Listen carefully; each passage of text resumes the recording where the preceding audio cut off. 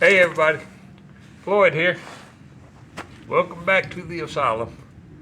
It's kind of interesting. I got projects going on. I suffer from attention deficit project disorder, where I'm one of these people who keeps two or three things going at once. I've been working on the CL72 some. I've done some more tinkering with the Yamaha XS650, but not a whole lot. Mainly I've just been riding it, sorting out, making a list of what to do with it next, trying to figure out if I really even like it or not. I mean, it's a nice, wonderful old vintage thumper. But today behind me is a 77 Yamaha XS650. This is the worst pile of junk on the property. And those of you that have seen my collection know that is saying something. A friend of mine gifted this to me a couple months ago, and I have forgiven him for that. This thing is a steaming pile. But today we're going to do what I like to call imagineering. I'm not actually going to fix anything. There's a lot of broken stuff, frozen stuff, parts that are rusted, slapped through. I would say, except for the frame and the engine, almost none of this motorcycle is salvageable. Maybe the hubs and the wheels. I'm going to try to get this thing running one day using as few new parts as possible. I'm actually going to deliberately build a rat bike out of it, just by not restoring it, just getting it running and going again. So let's take a close look around it and see what we've got. I'll go ahead and let you know I've already done a couple things to it. Okay, the seat is just sitting on it. I don't have a key that works. There's a key that is frozen in the ignition, but I don't think it's for this bike. And it won't really turn it on or turn it off. I did, but when I was cleaning and sealing another tank, have a bunch of sealant left over, so I acid washed the inside of this tank. And then I took the leftover silver sealant, which came from Master Series primer. I'll leave a link down below, even though it's to a product that I won't get any commission off of, that there's no hope of earning anything. It's just a recommendation that I got from a good friend of mine in the VJMC. This thing is terrible. At least the chain was already off of it, so I was able to push it around good. The shocks, everything in here, the carburetor linkage is completely frozen. Check out this wild modification on the kickstand. Looks like somebody welded a piece of rebar to it. Everything is rusty and crusty and nasty. I'm actually very surprised the tank wasn't rusted through. And here you can see that the center stand is broken off, which is fine because I'm going to remove it and cut the tabs for it off anyway. When I get done, this one will be a single seater. Get rid of a lot of stuff.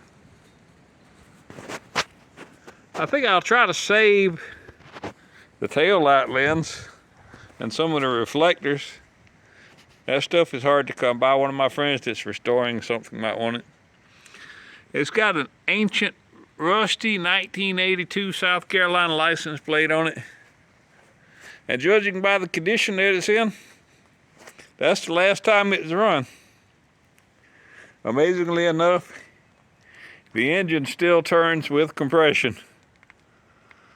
Although, when I got it, the condensers were dangling off the side of the engine by the wires.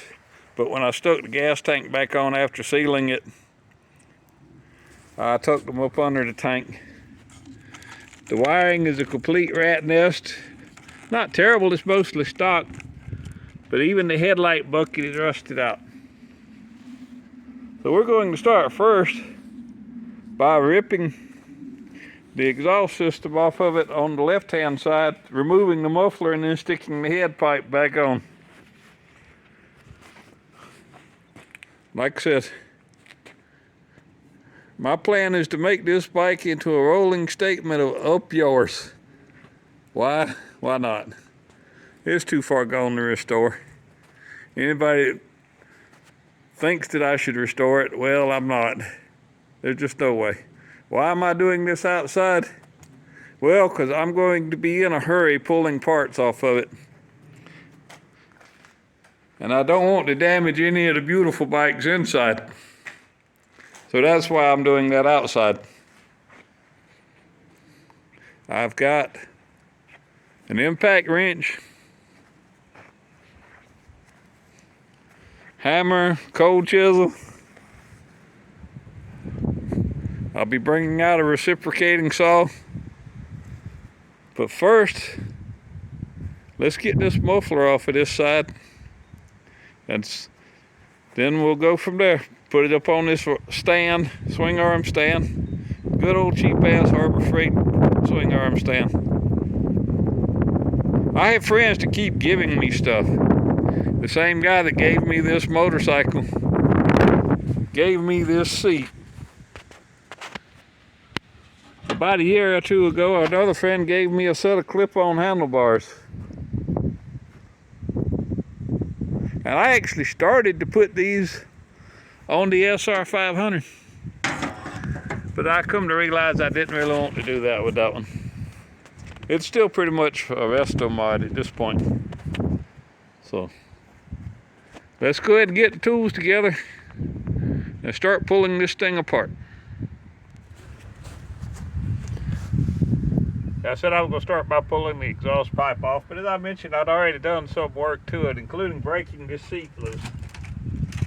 So we can take this seat pan and all of this horrifying bad glory and throw it away. Well, it turns out that my Craftsman 19mm socket, impact socket, wouldn't fit in here.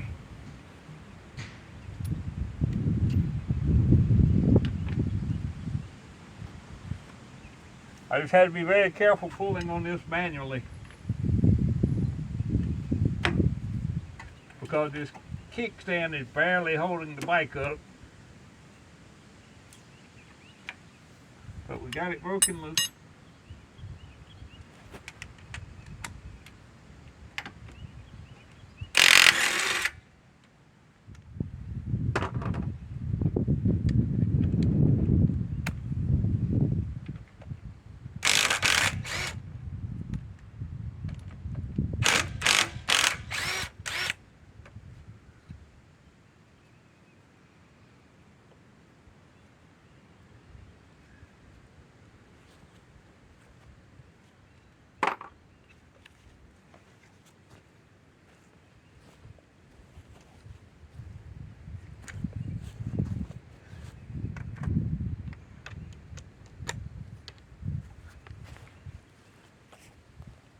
I get so used to working on Hondas, they have little M6 studs on the exhaust system,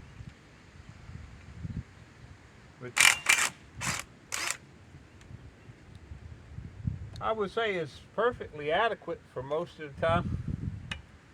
But there's something nice about having a big beefy M8 stud on there. It won't break and fall apart on you as easily. Never say anything won't break, because it can.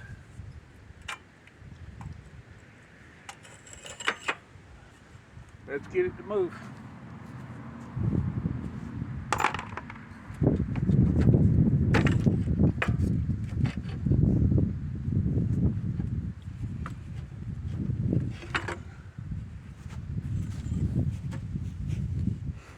I'm going to move the camera and set back up, and we'll start with some fender removal and some other things.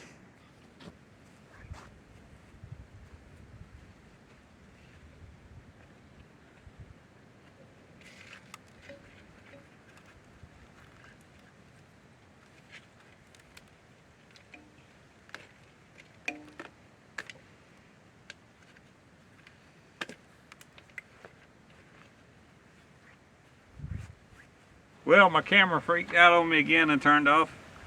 I'm not quite sure why.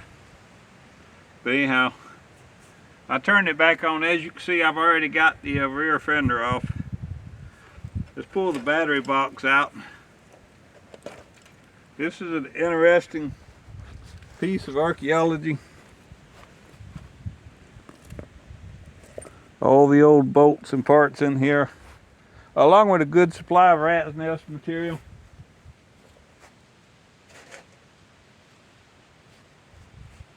I'm going to take the side covers off.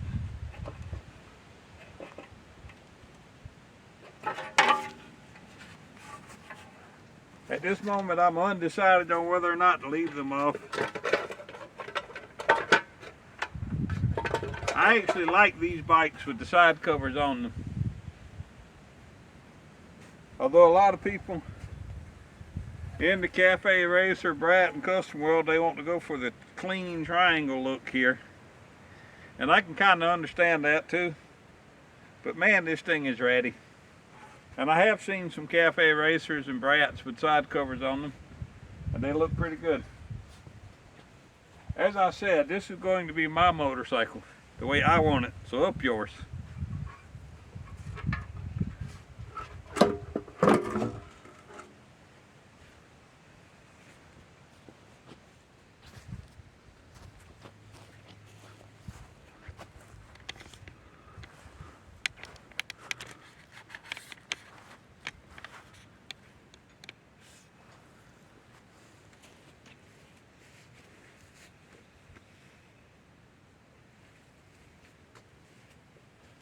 As I said, at this point, I don't even know that it will actually run. The engine is free. Look, folks, I can get anything running. That's not a problem. It's really not. If it needs to be completely overhauled, I may do that. I'm just, like I said, this is imagineering. I'm trying to cut this thing up and hang a couple of old junky parts on it to see if it will match up with my vision of what I think it should be.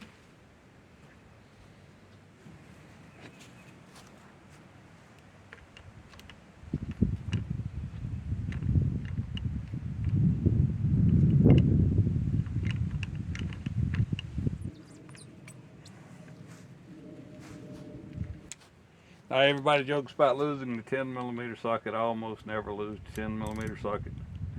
I lose the 12. Is my weakness, I guess.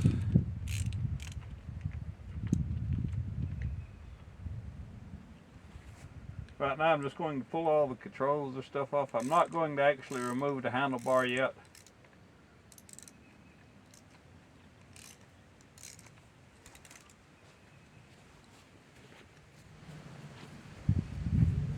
I'm not sure at what point that last video left off. I said I was getting ready to pause the video and put this thing up on the swing arm stand.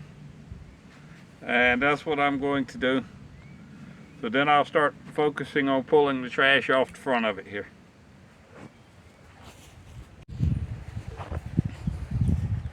Well, that's got it up a little steadier. I'm going to focus on pulling these wires loose. One good thing about it being so thoroughly abandoned at such an early time in its life is that the wiring harness itself is not butchered up too bad, although I'll have to replace some of these connectors. For the most part, it's just suffering from dry rot, which is a lot easier to deal with than if somebody had rewired it from scratch without color coordinating anything. Which means that I can simply rip all the wires out because I can find quite easily where they all go back in.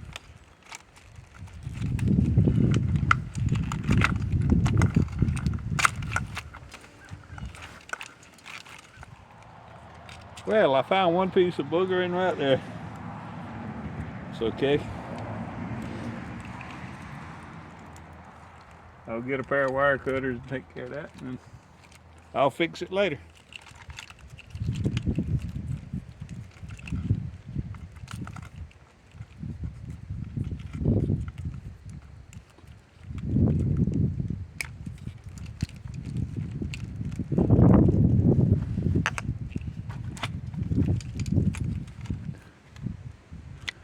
If you look down here, you can see just how bad the headlight bucket is rusted out at the bottom. We'll go ahead and rip it off now.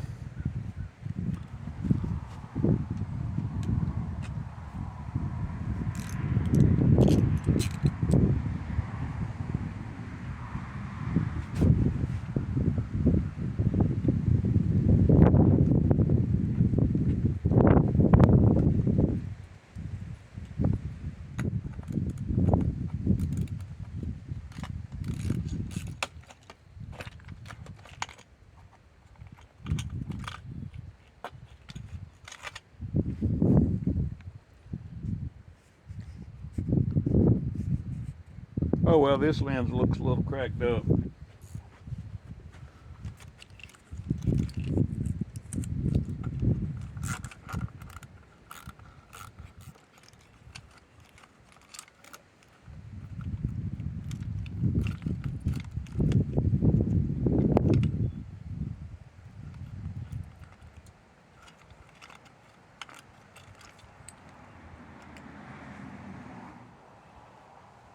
And the headlight bucket here, well, it's going to the trash pile.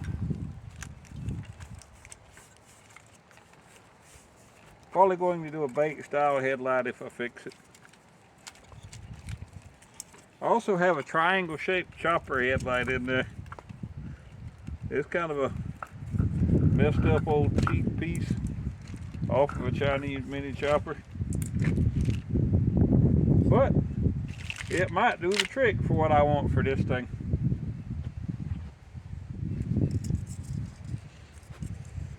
As far as this headlight bucket goes, garbage.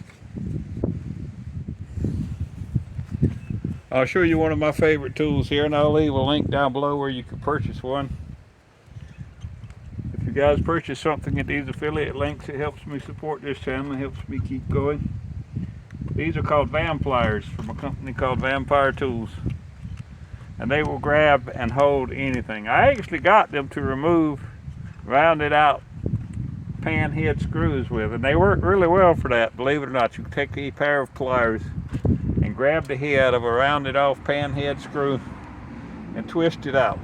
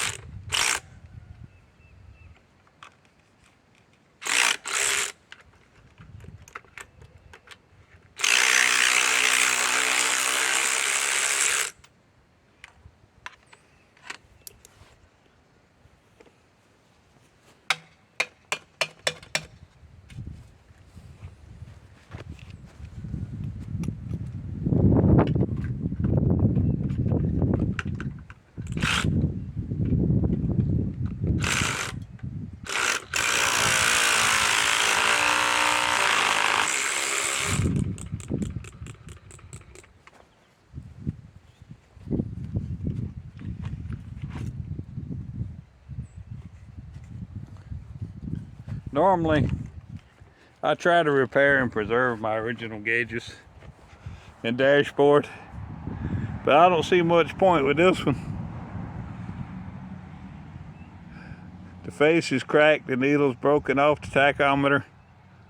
Even if everything else works perfectly, it's fixable. Anything is fixable with enough time and money, but this ain't quite worth the time or the money. I'm going to pause the video a second and jack up the front end and see if I can take these headlight ears out without having to cut them. If I can get the fork tubes to slide down easily without having to take the whole thing apart, I will. So wish me luck on that one, but first let's get it lifted up in the air a little bit. Okay, I got the front end up in the air. I'm taking out the pinch clamps. Hopefully everything will slide down.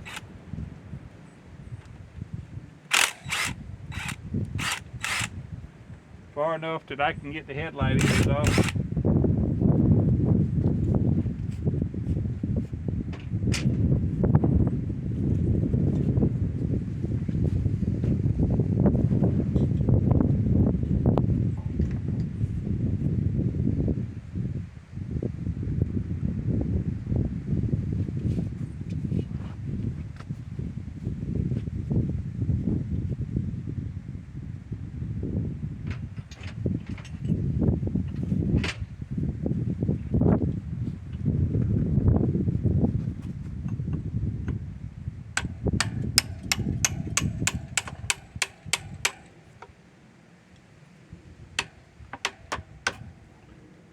You want to be careful spreading these clamps up.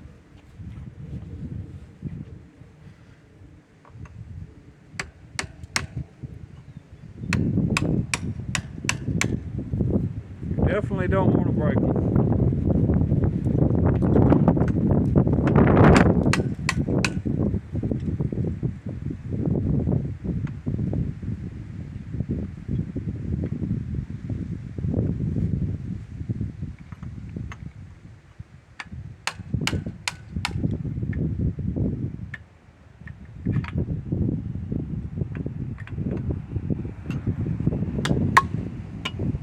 I don't care anything about saving that fender.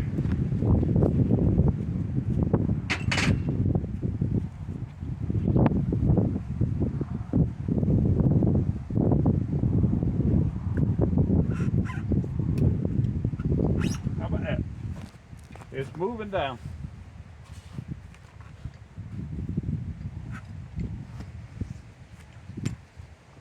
A little further, baby.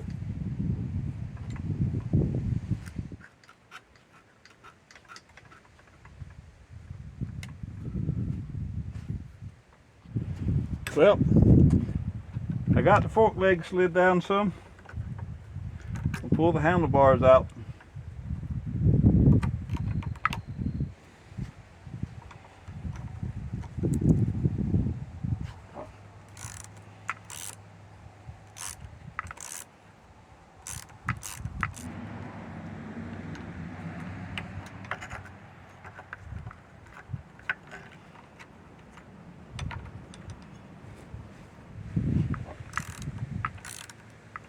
I'm not actually going to try to slide the forks all the way out of the bottom clamp. I'm going to take the top yoke off.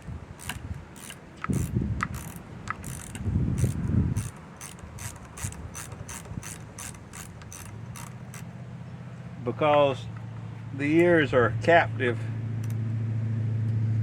beneath the top yoke.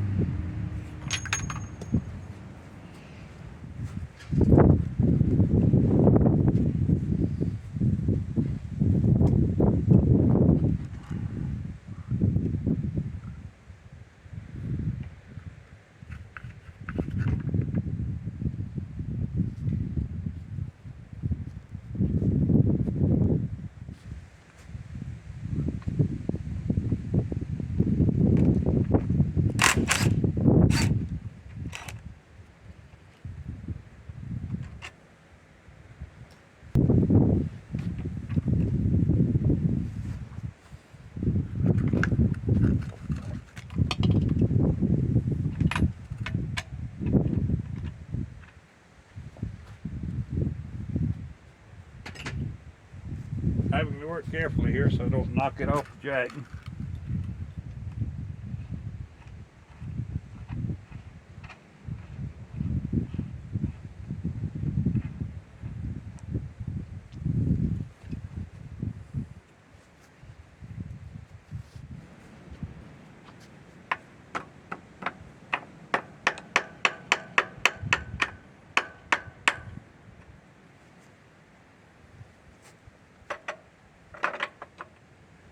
I'm not removing anything else at this point, like the steering head bearings and stuff, because if I were going to restore it, I would go ahead and do that.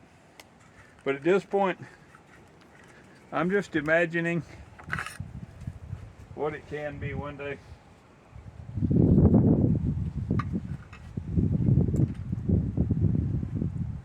These headlight ears are bent and rusty.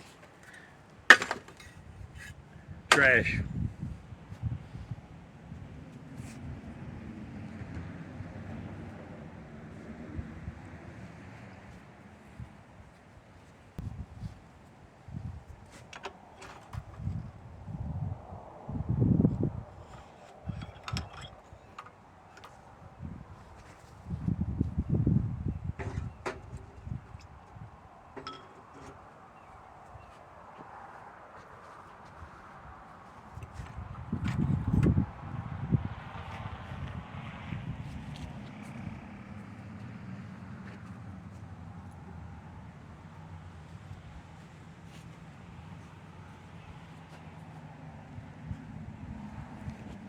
Okay, let me set all this back in place.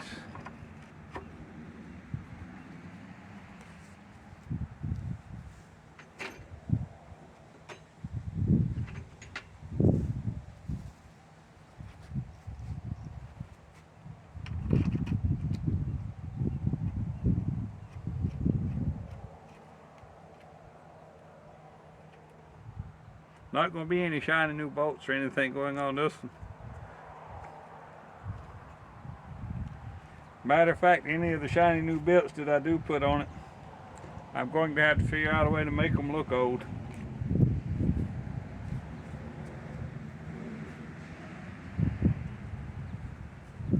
But that's usually not too hard. For now, let's lower the front end back down and put it through the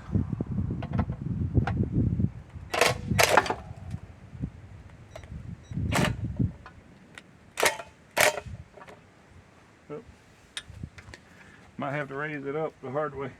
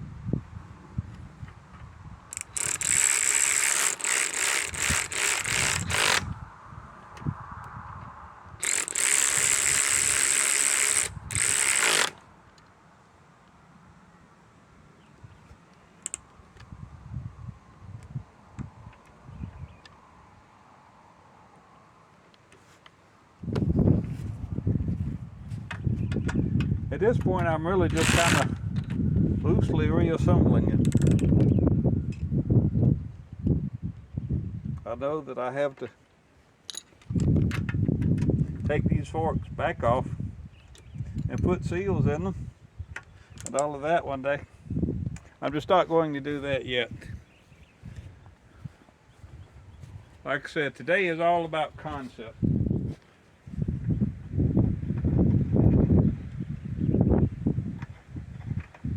In fact, I probably will just replace these fork tubes altogether.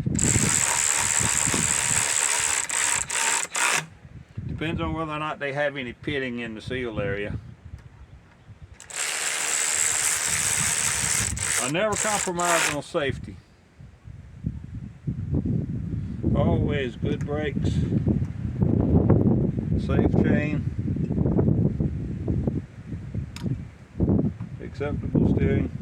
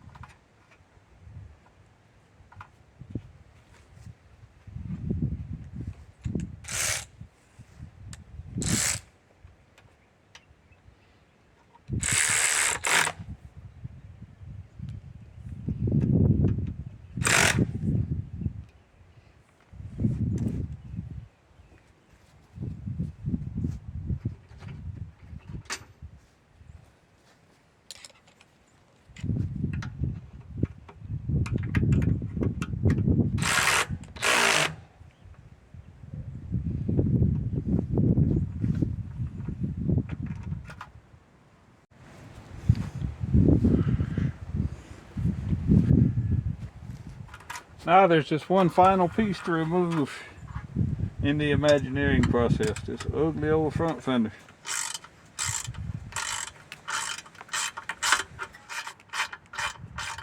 I will build a brace to go back in here.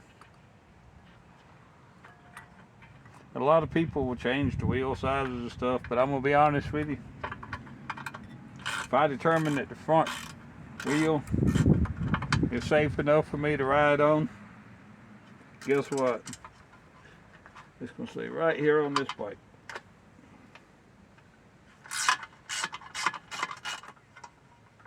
With new bearings and stuff, of course, if it needs them.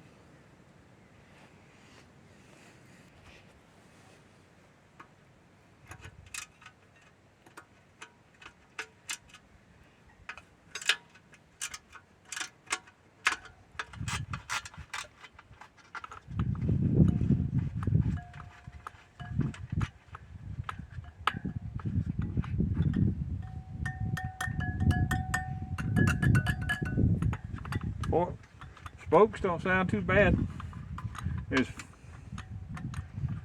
They appear to still have plenty of tension in them despite how rusty they look.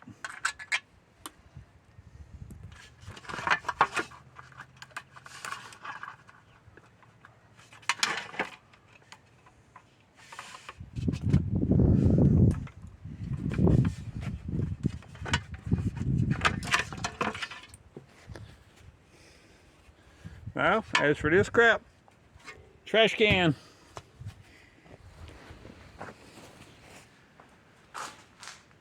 Well, I hope you enjoyed that episode. I decided to split all of this footage I had of me tearing this Yamaha 650 down to turn it into a rat racer into a couple of videos. Like I said, it's not going to nowhere be finished, but I did want to see what it would look like. I have other stuff to work on first, but the worm is turning in the back of my mind, and I had to at least see if the project would be worth pursuing later. And I think when you see part 2, you'll agree with my conclusion that it is. Have a great day, and thanks for watching.